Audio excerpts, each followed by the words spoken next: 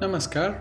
I'm very inspired to be with you today, and I'm grateful that you decided to spend time listening to us at YogaEcology. In this session, I will discuss how we go about creating certainty out of our current situation, because what you see are only symptoms of a deeper problem. Your takeaways: did he discuss your personal story, insecurity, and how you may change your inner story?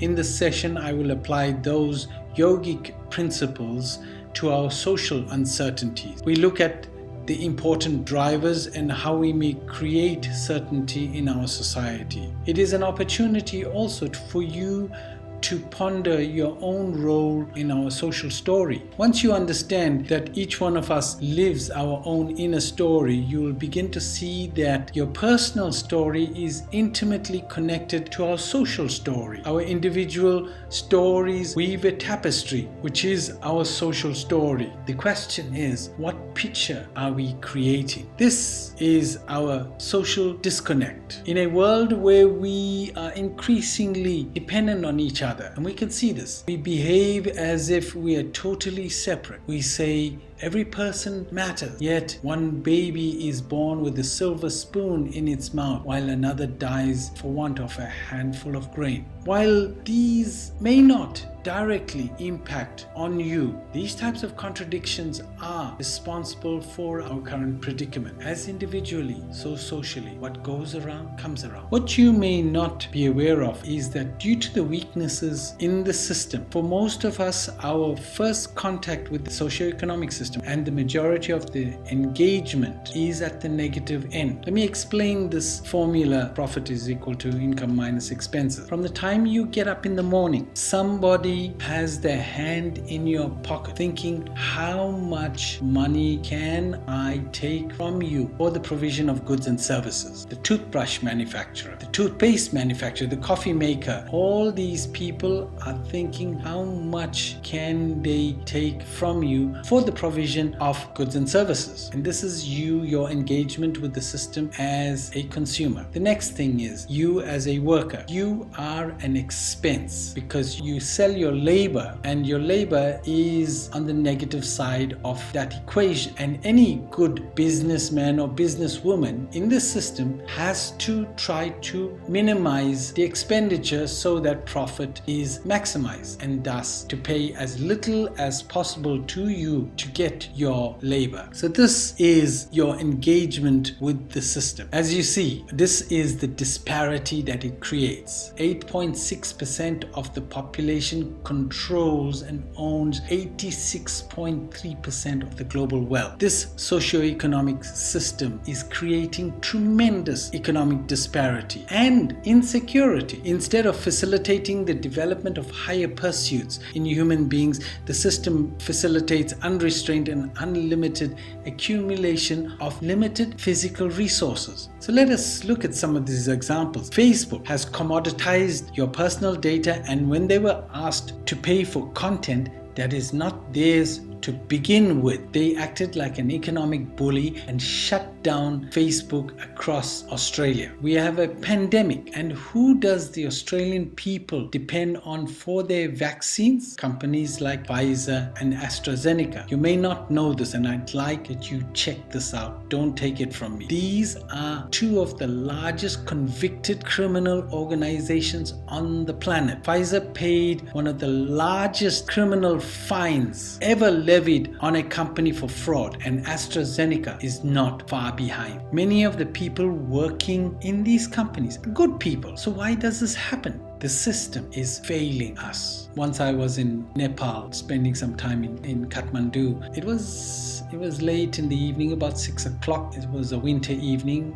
It was cold, and I was passing by a lane, and there was this boy, and it was dusk, so he had a candle next to his table, and he was selling hand-rolled cigarettes called bidis, and he was trying to sell me those packets of bidis, and I told him I don't smoke, so oh, I don't need them. I was walking away and he kept running after me. He says, please buy these things for me because I need to give money to my mom to feed the family. And this moved me so much that I went back to my hotel and I just cried. I can go on. These are just some of the examples. And you may watch my first talk on the YogaEcology YouTube channel and you'll see more examples of them. This is a real advert in the 50s. Your dentist was right up at the top of medical science practitioners. Looking back, we are appalled at this type of behavior. And I'm certain in another 50 years, if we look back, we will be just as horrified at our current behavior. Today we are horrified at the Nazi era. But remember, between 1933 and 1940, Hitler's approval rating among the German citizens was 80 to 90%. What happened then was not possible without the active or tacit support of the German population. Yes, there was opposition in Germany, but they were considered the fringe lunatic. Today, we send warplanes to the Middle East and we bomb them. But when they come here as refugees, we incarcerate them, at least in Australia. And all this in the name of protecting us. I know because I work with them every week providing a food support program. What is going on now in Myanmar? More people have died at the hands of their own governments than all the wars in the last 2 centuries. So the question is, can we do better? I say we can. I believe we can transform our social order into a caring one for all beings. And I am continually inspired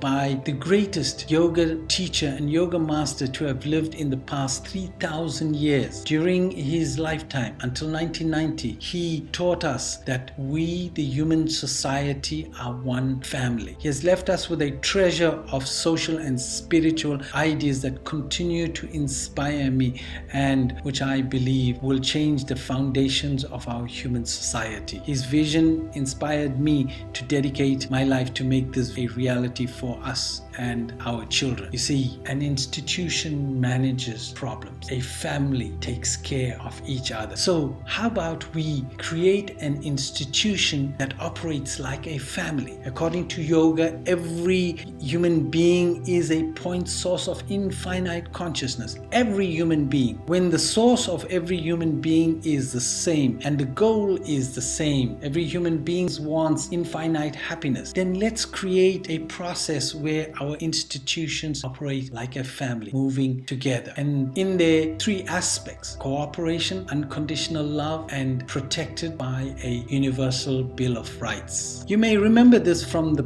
last event. I'm showing this again because it's very important. The fact that you exist and are listening to me is due to the process of cooperation. Your body is a 37 trillion unit example of the value of cooperative existence. And you're alive today due to the cells cooperating with each other. What happens when cooperation in your body is lost? We have a name for it. It's called disease. Apply that to the social context and you'll begin to see that we have created a social system which creates and propagates disease. In a higher order organism, cooperation, not competition, is the driving force of life. Then when you imbue cooperation with unconditional love, a whole different perspective emerges. The universal bill of rights shall protect us because it shall be enshrined in the constitution of every country, and it will protect every child, every woman, every man, and our living environment. We together can create this set of principles, and it protects and guarantees the basic necessities of life to all. It facilitates the highest aspiration of every human being, and it guarantees the rights of all, irrespective of gender, race, ethnic origin, and other such factors. How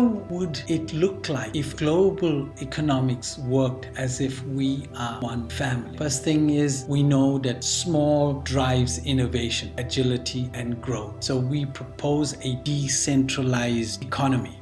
We propose tax incentives convert large corporations into local decentralized cooperatives, creating real economic democracy. And we propose a private sector based on cooperatives. What that does is transfer your labor from the negative side to the positive side of the equation. When the disposable wealth at any one time is fixed, and when all the people have the same right to life, I think you will agree with that, then we need a better system to create distributive justice. Thus, we propose a ceiling on wealth accumulation, health and education for a family. So it means guaranteed comprehensive health care for all, preventative health strategies and complementary medicine, because health and education outcomes are interlinked. In a family, we make sure that everyone has the best health care and the best education that we can afford. So let's work out how to apply that concept. So we propose basic, tertiary and vocational education guaranteed to all, because good education facilitates critical thinking, and we propose that all educational institutes be not-for-profit institutions. Certainty means security. We have to provide security to ensure certainty. It means everyone is included in the system. Social justice means no one is excluded, and everyone is able to develop and express their highest aspiration, and everyone feels